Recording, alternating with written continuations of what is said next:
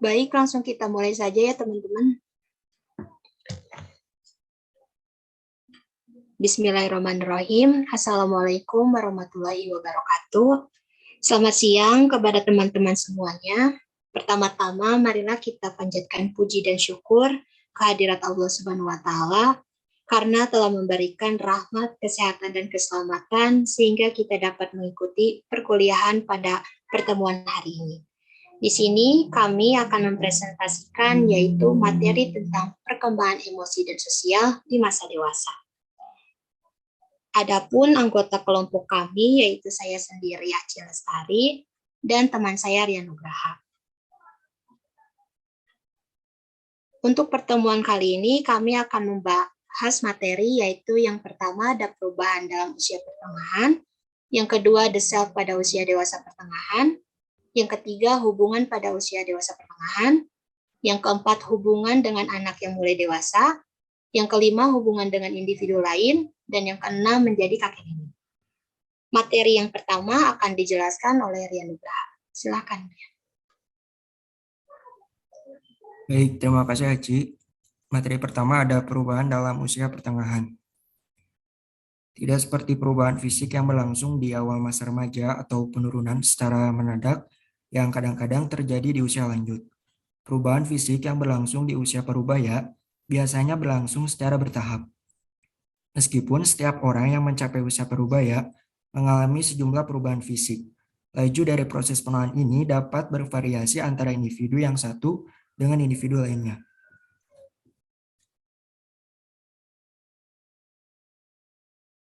Perubahan fisik. Yang pertama ada tanda-tanda yang tampak, kulit mulai berkerut dan mengendur karena kehilangan lemak dan kolagen yang terletak di bawah jaringan kulit. Pigmentasi yang terjadi di daerah kecil tertentu di kulit menghasilkan bercak penuaan, khususnya di daerah yang terkena sinar matahari seperti tangan atau wajah. Rambut menjadi lebih tipis dan berwarna keabu-abuan, di mana hal ini berkaitan dengan menurunnya laju pergantian dan produksi melanin. Kuku jari tangan dan jari kaki bergerigi menjadi lebih tebal dan lebih rapuh. Yang kedua, tinggi dan berat tubuh. Di usia parubaya, tinggi tubuh individu dapat mengalami penyusutan, sementara berat tubuh bertambah. Rata-rata antara usia 30-50 tahun, tinggi tubuh pria menyusut sebesar setengah inci dan 1/4 inci. Dari usia 50-70 tahun. Menyusutnya tinggi tubuh wanita dapat mencapai 2 inci dari usia 25-75 tahun. Perlu diketahui bahwa mengenai berkurangnya tinggi tubuh yang disebabkan oleh proses penuaan ini, ada banyak variasi antara individu yang satu dengan individu lainnya. Berkurangnya tinggi tubuh ini berkaitan dengan menyusutnya tulang pada vertebrata. Rata-rata jumlah lemak tubuh di usia remaja adalah sekitar 10% dari berat tubuh. Namun pada usia parubaya, jumlahnya meningkat hingga mencapai 20%. Yang ketiga, kekuatan, sendi, dan tulang. Istilah sarkopenia merujuk pada kehilangan massa otot dan kekuatan. Terkait usia, angka kehilangan massa otot dapat mencapai 1-2% per tahun setelah usia 50 tahun. Kehilangan kekuatan secara khusus terjadi di bagian punggung dan kaki. Latihan dapat mengurangi penurunan yang terjadi di sarkopenia.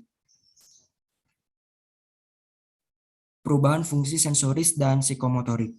Banyak individu di usia 40 tahun dan yang lebih tua memerlukan kacamata baca bagi penderita rabun dekat atau presbiopia. Berkurangnya kemampuan fokus pada objek-objek dekat kondisi yang dihubungkan dengan penuaan. Kejadian rabun jauh atau miopia juga meningkat di usia pertengahan. Bifokal dan trifokal kacamata korektif yang digunakan untuk membaca yang lensanya dikombinasikan dengan lensa penglihatan untuk jarak jauh untuk membantu mata dalam menyesuaikan objek yang dekat dan yang jauh. Berkurangnya fungsi pendengaran secara bertahap jarang dikenali lebih dini dalam kehidupan. Akan lebih cepat terjadi di usia 50-an. Kondisi ini yaitu presbikusis adalah kehilangan bertahap dari fungsi pendengaran yang terjadi setelah usia 55 tahun, terutama perhatian terhadap frekuensi suara yang tinggi. Perubahan otak. Penuaan pengalaman otak menurun di beberapa area, dan hal ini khususnya benar untuk tugas-tugas yang meminta waktu reaksi yang cepat atau menghadapi tugas yang beragam. Contohnya, tugas yang melibatkan pilihan untuk merespons sesuatu, seperti memukul tombol ketika cahaya berkedip, dan tombol yang lain ketika suara terdengar.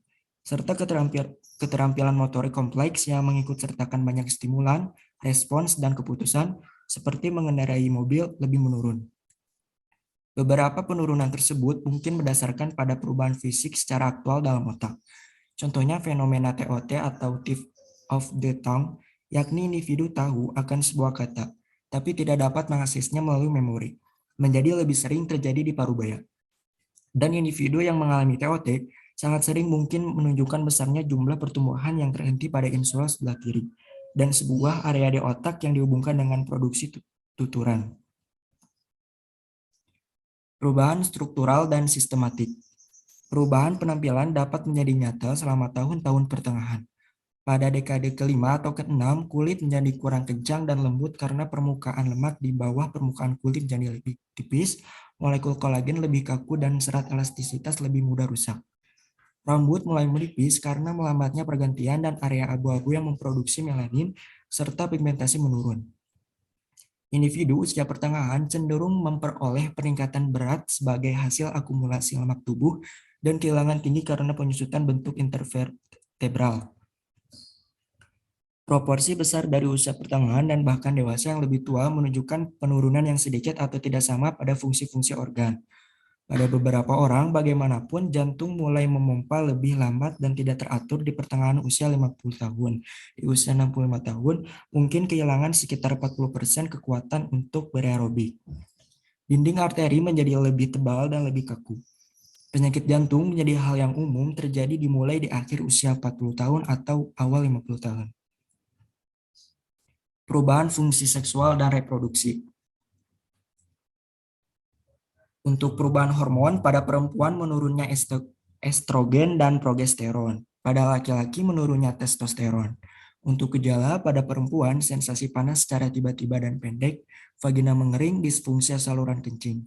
Pada laki-laki tak tentu. Untuk perubahan seksual, pada perempuan berkurang intensitas gaya, orgasme yang sering dan lebih cepat. Pada laki-laki, kehilangan gairah psikologis, berkurangnya frekuensi ereksi, melambatnya orgasme, pemulihan yang lebih lama antar ejakulasi, meningkatnya risiko disfungsi ereksi.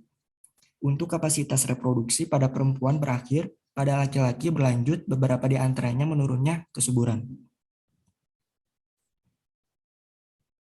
Menopause perempuan, menopause mulai terjadi ketika perempuan secara menetap berhenti menghasilkan sel telur dan menstruasi serta tidak mampu lagi mengandung anak. Ini pada umumnya terjadi setahun setelah periode menstruasi terakhir. Ini terjadi rata-rata sekitar usia 50 hingga 52 tahun, dan kebanyakan perempuan mengalaminya di usia 45 dan 55 tahun. Penurunan testosteron laki-laki. Penurunan testosteron dihubungkan dengan berkurangnya kekuatan tulang dan sebagaimana menurunnya energi, dorongan seksual yang rendah, berat badan, emosi yang gampang marah, dan suasana hati depresi.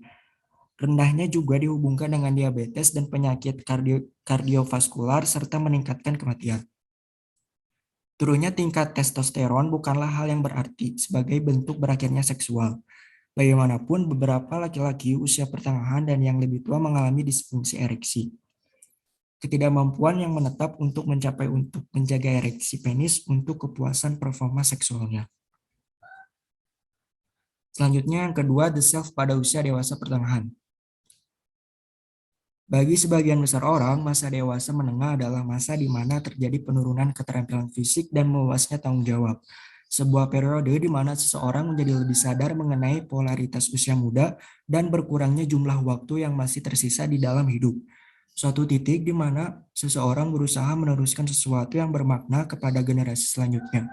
Suatu masa di mana seseorang telah mencapai dan membina kepuasan dalam karirnya. Singkatnya, masa dewasa menengah mencakup keseimbangan antara pekerjaan dan tanggung jawab relasi di tengah-tengah perubahan fisik dan psikologis yang berlangsung seiring dengan proses penuaan. Materi selanjutnya akan dilanjutkan oleh Eci. Silakan Eci. Baik, terima kasih Rian. Materi yang ketiga yaitu hubungan pada usia dewasa pertengahan. Next.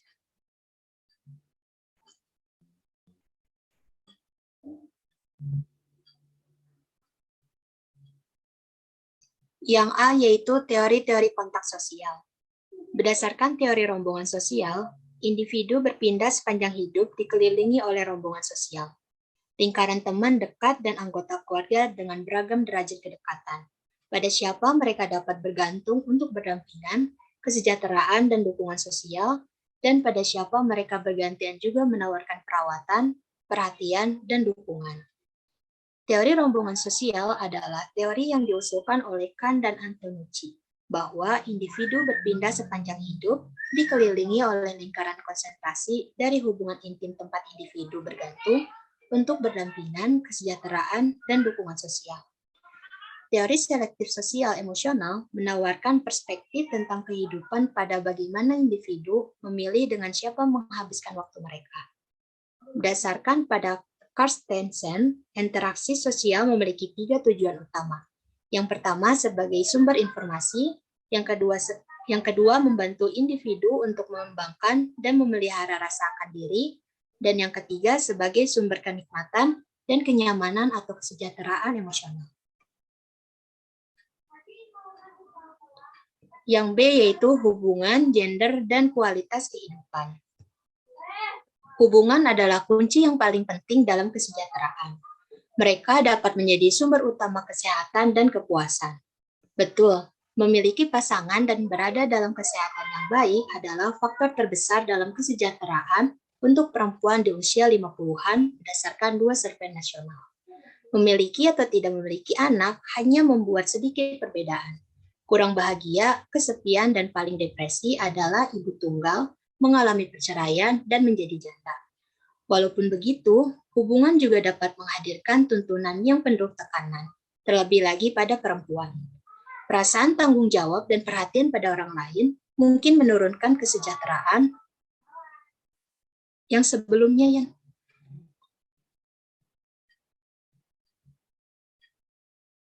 Perasaan tanggung jawab dan perhatian pada orang lain mungkin menurunkan kesejahteraan perempuan ketika masalah dan ketidakberuntungan menimpa pasangannya, anak, orang tua, teman, dan rekan kerja.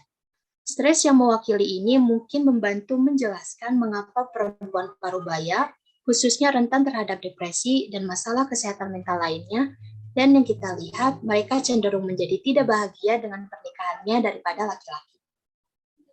Next.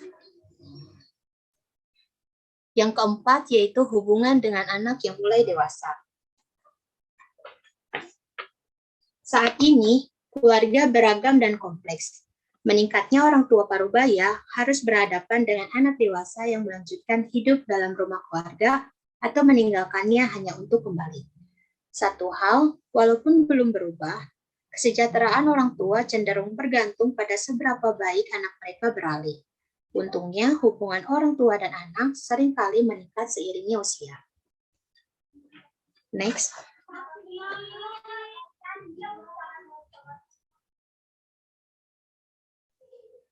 Yang A yaitu anak remaja, isu-isu untuk orang tua. Para teoris dari beragam perspektif telah menggambarkan periode ini sebagai pertanyaan penilaian kembali atau menurunnya kesejahteraan untuk orang tua. Tetapi hal ini bukan tidak bisa dielakkan. Dalam studi Midus, menjadi orang tua berasosiasi dengan distres psikologis daripada menjadi bebas tanpa anak. Tetapi hal tersebut juga membawa kesehatan psikologis yang besar dan generativitas, khususnya bagi laki-laki. Pada hampir semua orang tua, bagaimanapun perubahan normatif pada remaja menimbulkan campuran emosi positif dan negatif. Hal ini umumnya terjadi pada ibu dengan anak perempuan di awal masa remaja, ketika hubungan yang terjadi cenderung menggambarkan kedekatan sekaligus dipenuhi konflik. Yang B yaitu pengasuhan anak yang telah dewasa. Orang tua usia parubaya umumnya memberikan anak mereka bantuan lebih dan dukungan daripada mereka dapat dari anak sebagai individu dewasa muda yang membangun karir dan keluarga. Orang tua memberikan bantuan terbesar pada anak yang paling membutuhkan, umumnya mereka yang sendirian atau sebagai orang tua tunggal. Pada saat yang sama, masalah pada anak yang telah dewasa mengurangi kesejahteraan orang tua. Beberapa orang tua memiliki kesulitan memperlakukan keturunannya sebagai individu dewasa, dan banyak individu dewasa muda memiliki kesulitan menerima orang tua mereka melanjutkan perhatian tentang mereka. Dalam kehangatan, lingkungan keluarga yang mendukung, seperti misalnya konflik-konflik, dapat dikelola dengan menyiarkan keterbukaan perasaan. Kebanyakan dewasa muda dan orang tua parubaya, mereka menikmati keberadaan masing-masing. Bagaimanapun juga, keluarga intergenerasi tidak semuanya sesuai dalam satu cetakan. Estimasi 25% keluarga intergenerasi sangat erat. Pada keduanya yaitu geografis dan emosional. Mereka sering melakukan kontak dengan saling membantu dan memberikan dukungan.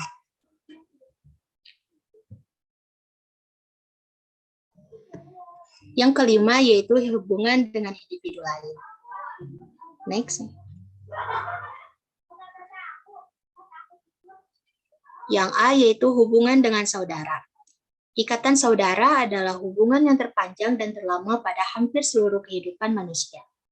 Dalam beberapa penelitian cross-seksional, hubungan saudara melebihi rentang kehidupan seperti terlihat sebagai jam pasir, dengan fase paling berhubungan di dua akhir di masa anak-anak dan masa pertengahan ke akhir dewasa, dan minimal kontak pada tahun-tahun membesarkan anak. Konflik antar saudara cenderung menghilang bersama dengan usia, mungkin karena saudara yang tidak sepaham hidup secara terpisah. Hubungan dengan saudara yang tetap melakukan kontak dapat menjadi pusat kesejahteraan psikologis di masa parubaya. Seperti pada masa dewasa muda, saudara perempuan cenderung menjadi lebih dekat daripada saudara laki-laki.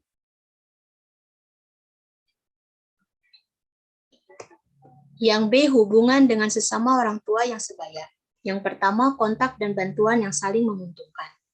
Sebagian besar, bantuan dan pendampingan berlanjut mengalir dari orang tua pada anak. Mayoritas bantuan berisi pendampingan dengan kebutuhan sehari-hari.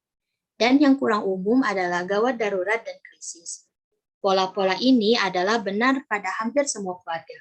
Bagaimanapun, perubahan dinamis dalam situasi ketika orang tua memiliki ketidakmampuan atau mengalami beberapa periode krisis pada diri mereka sendiri. Tidaklah mengejutkan pada kasus ini, anak dewasa seringkali menyediakan sumber daya untuk orang tua mereka.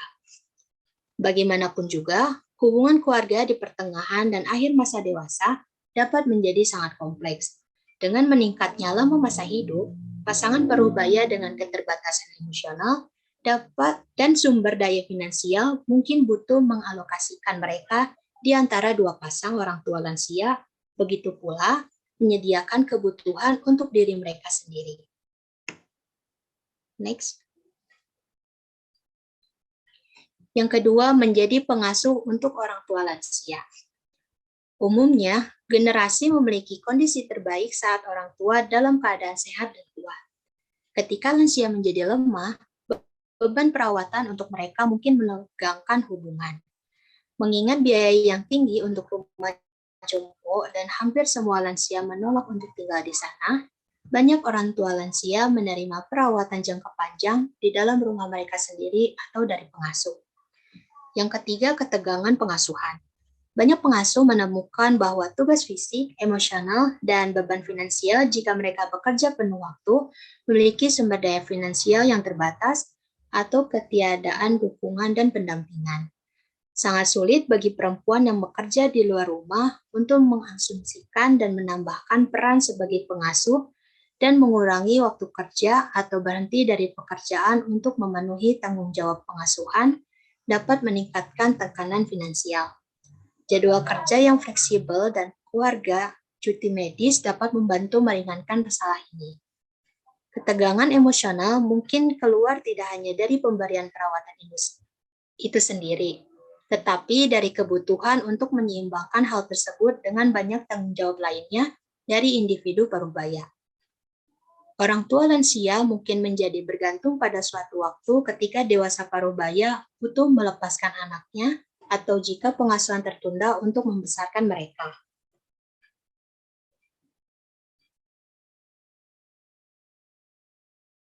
Yang keenam yaitu menjadi kakek nenek. Masa menjadi kakek nenek saat ini berbeda dengan cara lain dari masa lalu. Hampir semua kakek nenek Amerika Serikat memiliki sedikit cucu daripada orang tua atau buyut mereka. Dengan meningkatnya kejadian perceraian di usia parubaya, Sekitar 1 dari 5 kakek nenek bercerai, menjadi janda atau duda atau berpisah. Dan banyak yang merupakan kakek nenek tiri. Kakek nenek parubaya cenderung menikah, aktif dalam masyarakat mereka, dan bekerja, dan hal tersebut membuat kurang memiliki waktu untuk membantu cucu-cucu mereka. Mereka juga cenderung masih membesarkan 1 atau lebih anak mereka sendiri.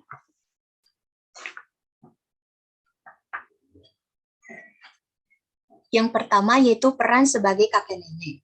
Secara umum, nenek lebih dekat, hangat, dan memiliki hubungan yang penuh afeksi dengan cucu mereka, khususnya cucu perempuan, daripada yang dilakukan kakek dan lebih sering menemui mereka.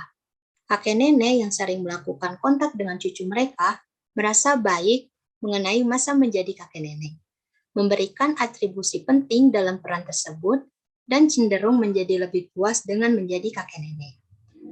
Yang kedua yaitu menjadi kakek nenek setelah perceraian atau pernikahan kembali. Satu hasil dari peningkatan perceraian dan pernikahan kembali adalah pertumbuhan jumlah kakek nenek dan cucu yang hubungannya terancam punah dan terputus. Setelah perceraian, biasanya ibu yang memiliki hak asuh, orang tua si ibu cenderung memiliki lebih banyak kontak dan hubungan yang kuat dengan cucu mereka. Dan kakek nenek dari ayah cenderung tidak ada. Ibu yang bercerai kemudian menikah kembali umumnya mengurangi kebutuhannya untuk mendapat dukungan dari orang tuanya, tetapi tidak berhubungan dengan cucu mereka. Untuk kakek nenek dari pihak ayah, bagaimanapun juga, pernikahan kembali meningkatkan kemungkinan bahwa mereka akan terlantar atau bahwa keluarga akan berpindah, membuat kontak semakin sulit. Next. Yang ketiga yaitu membesarkan cucu. Banyak kakek nenek adalah satu-satunya pengasuh dari cucu mereka atau pengasuh utama. Satu alasan di negara-negara berkembang, alasannya migrasi orang tua dari pedesaan ke area perkotaan untuk mendapatkan pekerjaan.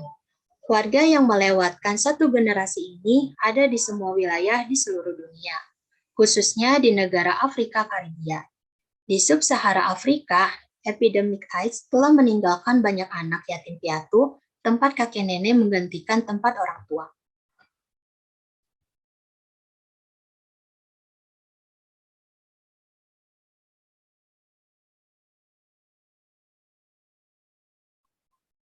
Baik, cukup sekian presentasi dari kami. Selanjutnya yaitu sesi tanya-jawab. Bila ada yang ingin ditanyakan, boleh langsung diketik di kolom chat. Terima kasih.